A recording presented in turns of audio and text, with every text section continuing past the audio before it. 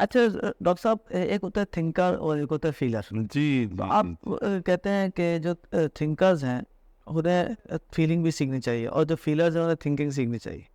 تو اس میں آپ کا اپنا کیا تجربہ رہا ہے، ایکسپیرینس رہا ہے، یہ آپ مجھے بتائیں. یہ بہت امپورٹنٹ بات ہے. دیکھیں اس لیے اسلام میں کلیکٹیونیس کا بہت ذکر ہے کہ ہم سوشلی ہمیں رہنا چاہیے. ٹی اور ایف جو ہیں زیادہ تر مرد اللہ نے ٹی بنائے ہیں اور زیادہ تر ایف اللہ پاک نے خواتین کو زیادہ تر ایف بنایا ہے.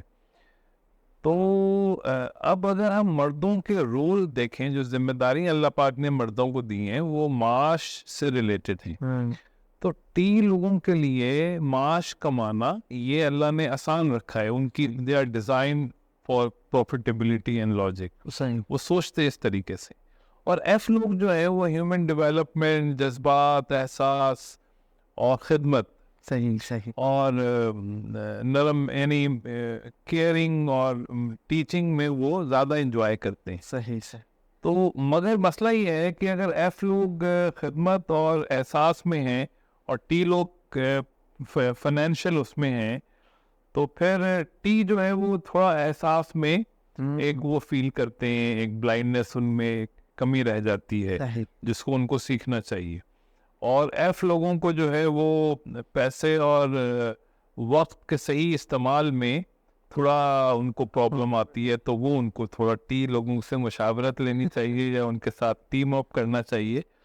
اور میری پوری زندگی میں اس کے اثرات رہے. اچھا اور میں نے ٹائپ سے، جیسے میرے والد صاحب ٹی تھے تو اچھا. وہ اکثر مجھے بہت ساری باتوں پہ جب میں ایف اور پی حرکتیں کرتا تھا تو وہ بہت ناراض ہوتے تھے. تو میں آج ان کی مجھے وہ باتیں سمجھ آتی ہیں کہ وہ یہ باتیں کیوں کرتے تھے.